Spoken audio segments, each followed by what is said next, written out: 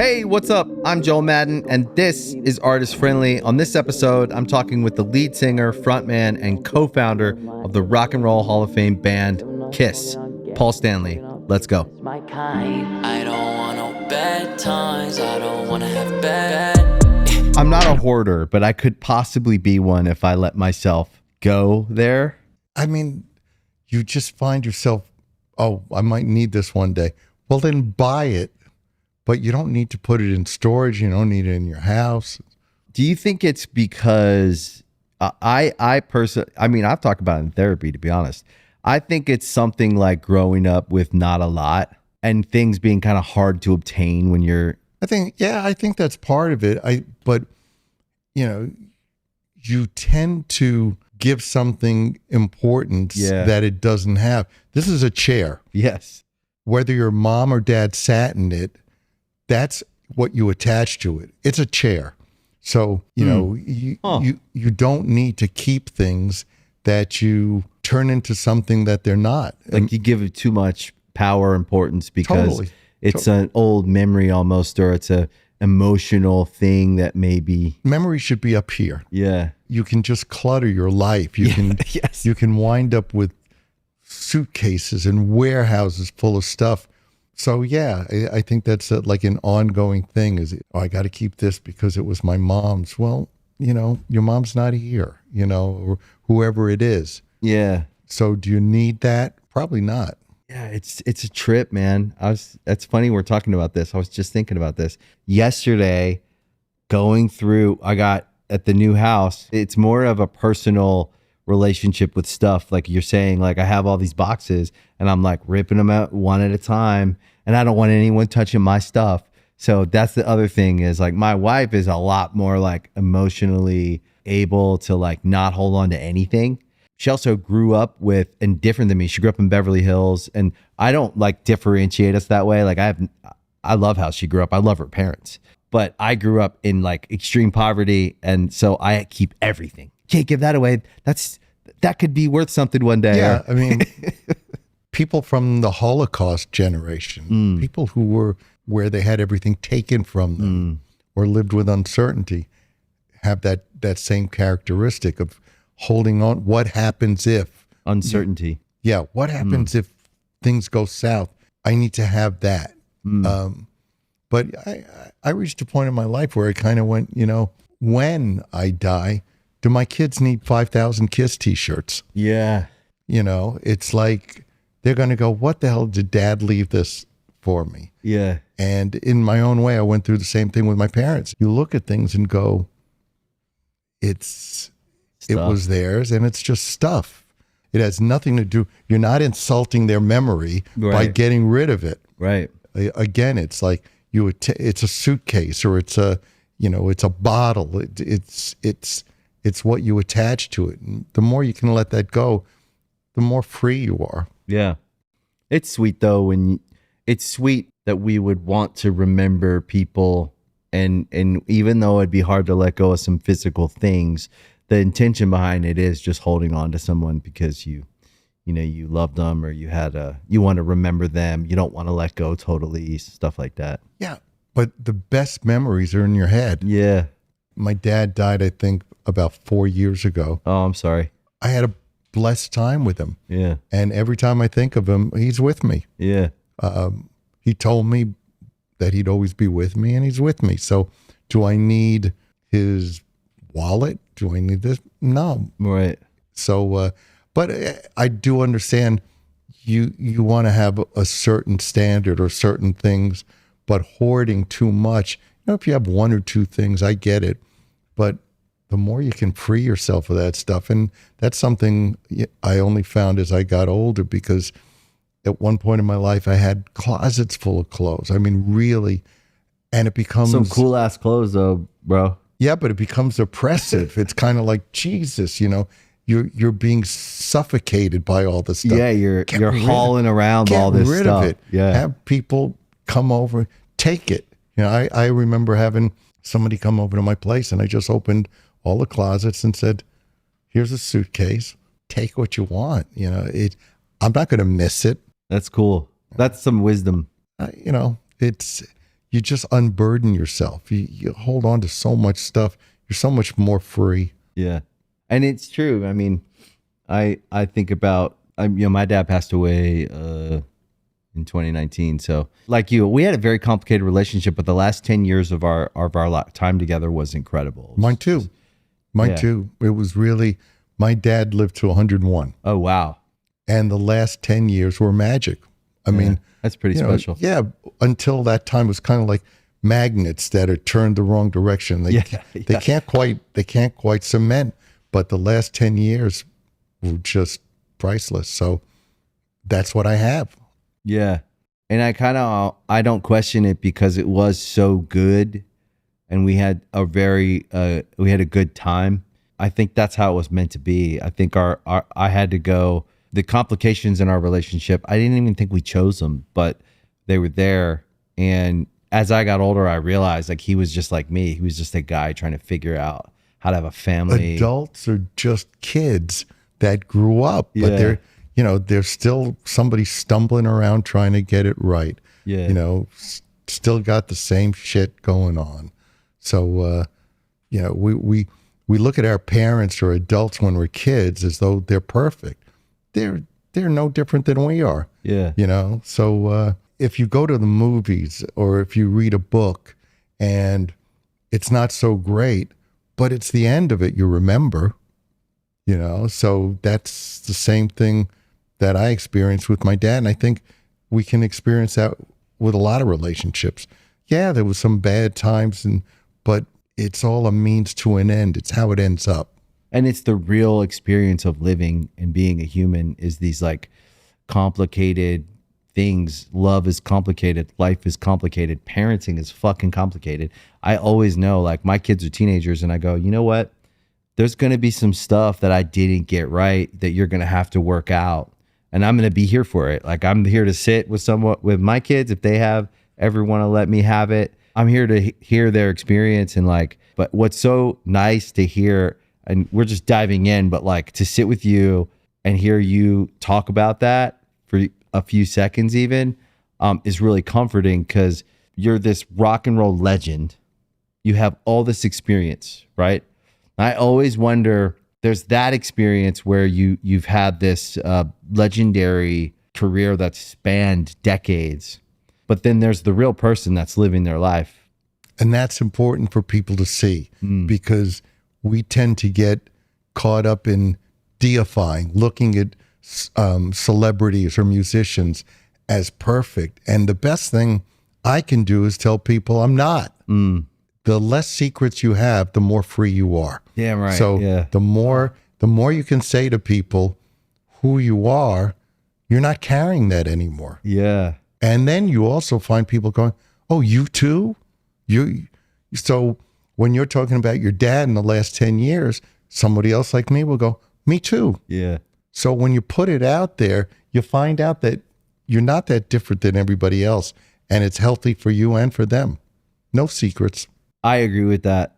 I think it's harder to practice, but I think that's also just like the wacky world of like being, you start as a kid, you start a band in a garage with your friends or, you have a dream and then you go on the ride and you work really hard and you do everything you possibly can, but you could never expect how it's going to affect your life in success and failure and all the things. Well, because you can only understand, you only comprehend what's within your realm of experience.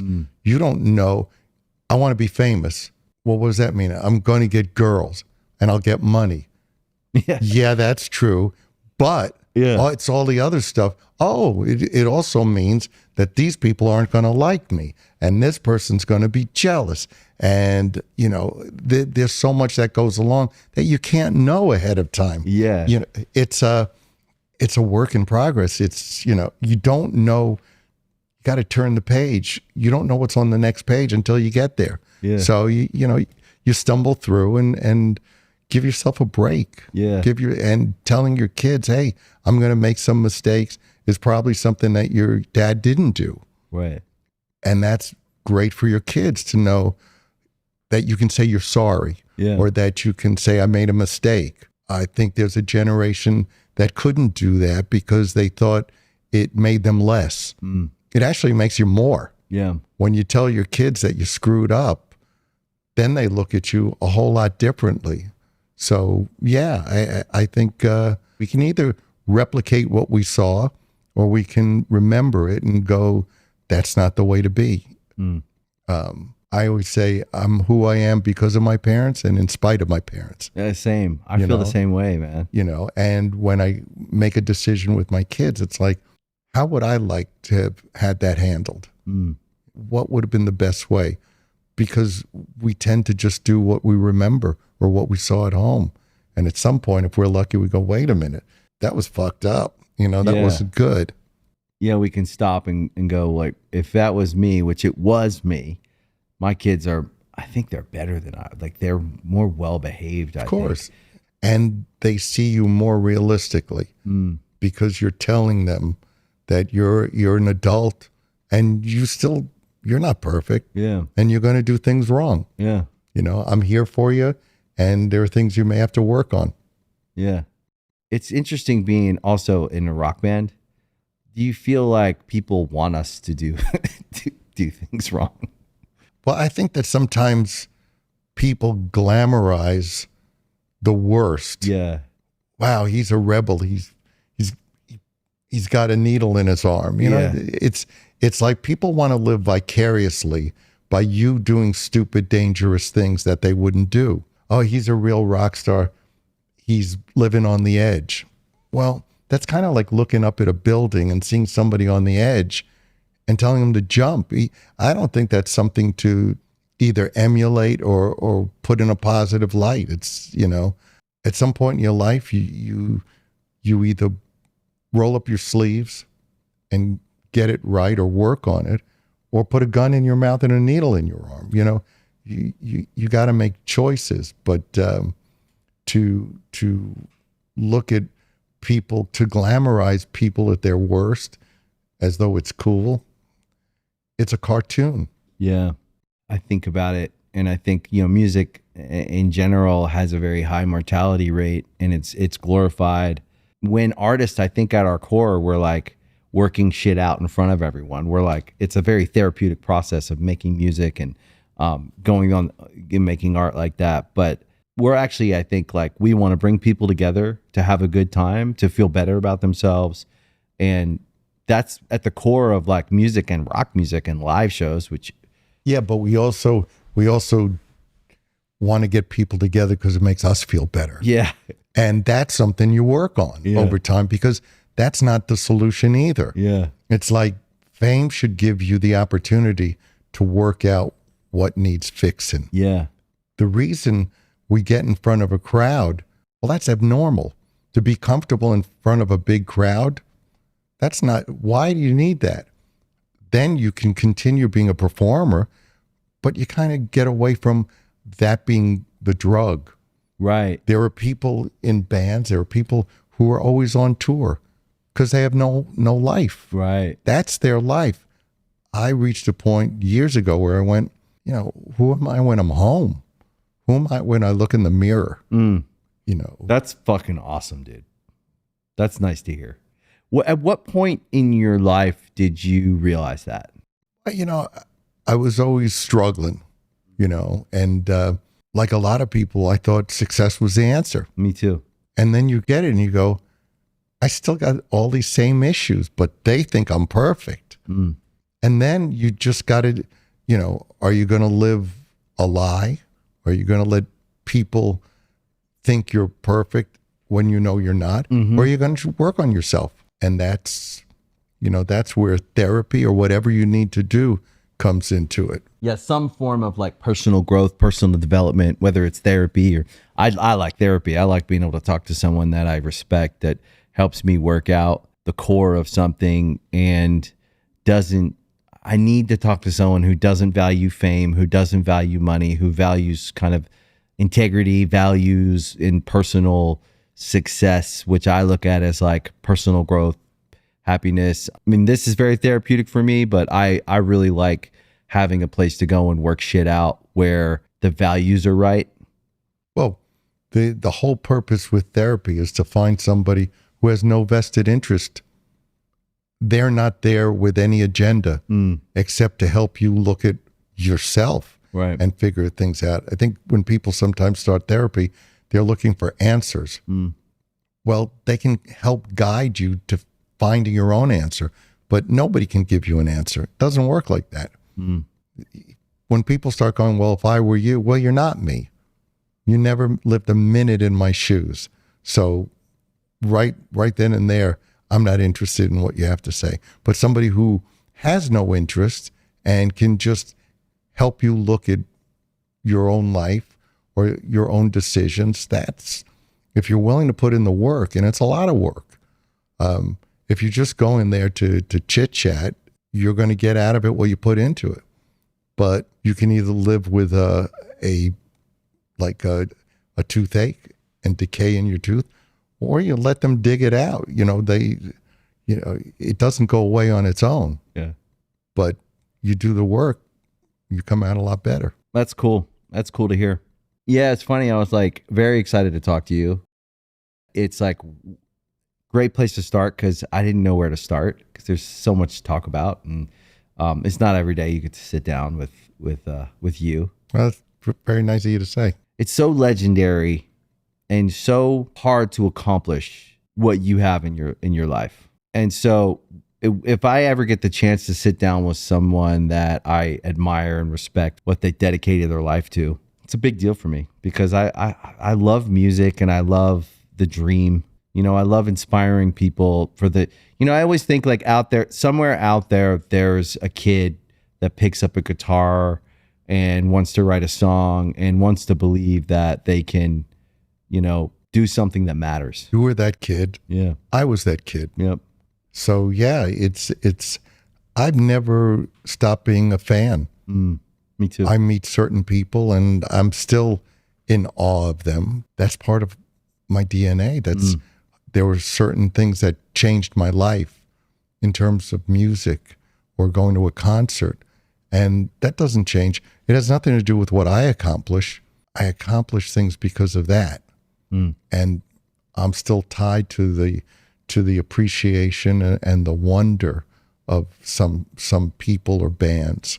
Yeah, their creative force, their talent, their take on it, the way they say it, the way they do it. But then also, it's not often someone creates, a special brand of music and art that stands the test of time and lives in the world in a way that is so special and important. And I think Kiss is, no one can argue with that. This is my first time meeting anyone from Kiss, so this is really cool for me. But then you get to meet one of the guys who created this force, and immediately sitting with you, I'm like, oh, I loved Kiss, but now I know, and I've seen enough to know that I respect you guys as people, but to actually be in your presence and sit with you, I go, okay, I fucking know exactly why. So that's nice to experience as a fan. I mean, you guys kind of wrote the book on creating this brand that stands out. We wrote a chapter. The book is real big. Yeah, the book is big. Yeah. But it's a good chapter. Yeah. I know you paint too. Yes. Yeah. I paint almost 5 days a week. Amazing. Yeah. Yeah. I really think that the more challenges you take on and the more outlets you find to express yourself, the more you find out who you are. People limit themselves. Oh, I can't do that. Well, other people can tell you can't. Don't be one of them. Be an advocate for yourself. I tell people, if you paint that water bottle and it doesn't look like a water bottle, doesn't mean it's not good. Yeah. So give yourself some freedom to find out who you are and do it without fear. There's no way or reason for why. How about why not? Mm-hmm. Yeah, and I think, my brother paints. He's a very good painter. When you achieve art at a high level in music, or say someone's in film or whatever, and then people start to only see you at first hand, they only see you as that thing that they know you as, which is expected and understood. But artists are creative in everything they do, And it's not too far-fetched to think that a really good songwriter would also be a really good writer or a painter or, creator of other things. And I found that with his art too. That's why I was interested when I saw that you painted. I was interested in that because he's not doing it for the result. He doesn't actually, you guys strike me as similar. He doesn't care about the result. He's not out here to sell paintings. He cares about making good paintings that he likes, and he enjoys the process. And I think it's actually art in its purest form of someone just doing something because they love it. Well, it should start like that. I think when you try to second guess the public is where you go wrong. Yeah. Because if you try to please yourself, you'll please somebody else. Right. If you're just trying to make yourself happy, somebody else will be made happy. But if you're trying to second guess people, it's no different than a relationship. If you meet a woman, or if whoever you get involved with, and you second guess who they want you to be, at some point you can find out they go, I don't like that. I thought that's who you wanted me to be. You just be yourself. And as far as create for yourself and let it do what it's going to do. I didn't start painting. I started painting because I was getting divorced and I was miserable. And a friend of mine said, you should paint. I went, okay. So I started painting for that reason. I've done very, very well in terms of selling art. Awesome. But it came from me wanting to do it. And at one point it was so successful that I took like a year off. I just went, it's turning into what I didn't want it to be. So if you start with the right intentions and, check yourself once in a while. Yeah. It works out pretty well. Yeah, it's funny because that's kind of how music started too, huh? Just, it's similar. Yeah, you do it because you love it. Yeah. And then maybe you go, hey, this could do well, or this could become popular, or this could take the place of me having to have a 9-to-5 job, which I don't want to do. Yeah. And then you just chart your course, or did I ever think this would last 50 years? I was hoping for 5. When we started out, a good band lasted 5-6 years. If somebody said you'd be on stage at 70, flying across the arena and all this stuff, I'd say you're out of your mind. But life is what happens, while you're making plans. Yeah. But there's got to be something. I find there's a certain kind of person that I think I am one of, and I suspect you are too. When I started, there was never a moment where I didn't want to make it. I was, from the very beginning, I was like, and however long that meant, I just wanted to go. And I find that I approach everything that way. Whether it's this show or this building in this company or anything that I do, from just like the band, as soon as we start. And I think we've learned how to refine our process so that we are, thoughtful. But right when we started the band, we were like, we're going to be a big band. We're going, like, first band practice. And I find like we have that fire in us with everything. I think you can want something, and then it's a matter of what you're willing to do to make it happen. That's right. Everybody will say, oh, I want to be famous, but how much you're willing to do to make it happen lets you see how important it is. I lived 24/7 wanting to succeed while everybody else was going to college and becoming this and that. That's right. And thinking I was out of my mind. I was like, this is my obsession. This is my calling. And I put every ounce of my energy into doing it. That's how you find out how much something means to you, is how much you're willing to work to achieve it. That's right. How uncomfortable you're willing to be. Yeah. Yeah. Yeah. It's a lot of things are doable. It doesn't mean they're easy. And it's humbling in the early stages of any endeavor, when you're trying to basically show or convince people or do whatever you do when you take it out. We forget sometimes. When I think about Kiss and I go, oh, I've never really thought about the early days of like what that must have been like before trying to make it, trying to convince people, trying to show, trying to find your way. We were crazy. Yeah. People laughed at us. I mean, we weren't cool. In New York, there was a whole kind of like glitter scene of a lot of bands. we weren't part of it, and they thought they were all hanging out in clubs and we were rehearsing. And then once we started on the road, literally we'd go out on stage in a club or somewhere and people would be hitting each other and laughing at us. They weren't laughing at the end of the night. When we were playing clubs, before we had a deal, we were doing Strutter, Black Diamond, Firehouse, Deuce. But yeah, I mean, it's a lonely road sometimes. Yeah. But you're on a crusade. Yeah. You have a calling. Don't you love those guys though? Those guys that would do that. Those guys that would show up at that club and fucking grind it out when it seemed like no one cared, when it seemed like, is this going to work out? It feels like it's, you're pushing against faith right. in yourself. I think our first show was at a club called Coventry. And I think there were 6 people there, including the bartender. And we went out there and we played all those songs that are on Kiss Alive for nobody. But we didn't do it for those 5 or 6 people. We did it for Madison Square Garden. We did it for what we believed we were. It's the dream. Yeah, the dream. But also a dream is only a dream unless you're willing to work for it. Mm-hmm. Everybody can dream to be this or that or the other thing, but then you have to come up with a map. You have to come up with a plan. It's not good enough to dream something. You have to decide how you're going to make it real. I think about that. I don't know. I like to imagine you guys back then. I like to imagine what that experience was because I know we did the same thing. We were pushing we booked a gig in Annapolis, Maryland at this bar called Armadillos.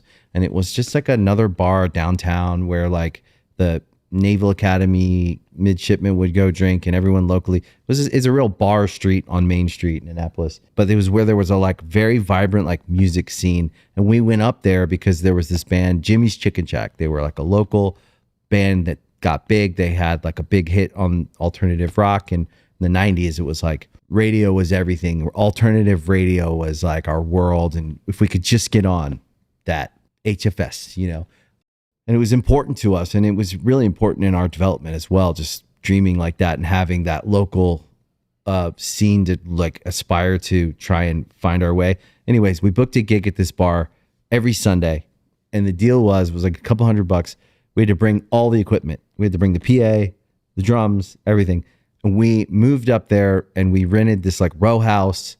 We had no car. And we would, every Sunday, we would push all the gear. It was about a mile to Main Street from where we lived on skateboards.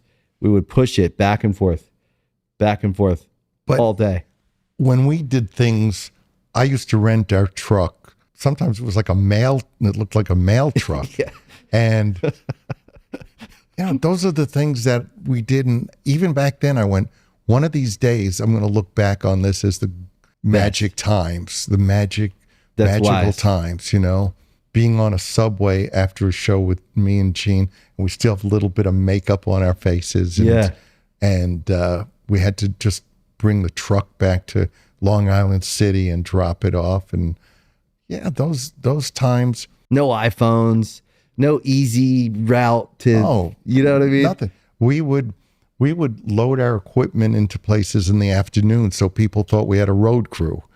Yeah, and we had big cabinets like that we bought. They had no speakers in them, but it looked good. So we tell the guy, don't put lights on there because you can see right through it. Yeah. But that's the cool stuff. That's it. That's the cool stuff. Doing what you can with what you got. Yeah. Putting flyers up. It became a very normal thing for bands to do. But we were a band in New York that was putting flyers up all around the city for shows that we were doing. We couldn't play most clubs because they wanted top 40 or whatever was on the radio, and we weren't doing that. So we would most of the time rent a ballroom in a hotel and do shows. And the KISS logo that's on one of the posters for the Hotel Diplomat that I drew with a ruler, and it's not perfect. That's the KISS logo today. That one. That's sick. And I did it on my parents' coffee table on a piece of white paper. And when we got a record deal, they said, do you want us to redraft that? I said, got us this far. And if you look at it to this day, the S's aren't completely lined up and one's a little thicker than the other. So yeah, those are the magic times. Our conversation continues in part 2. Times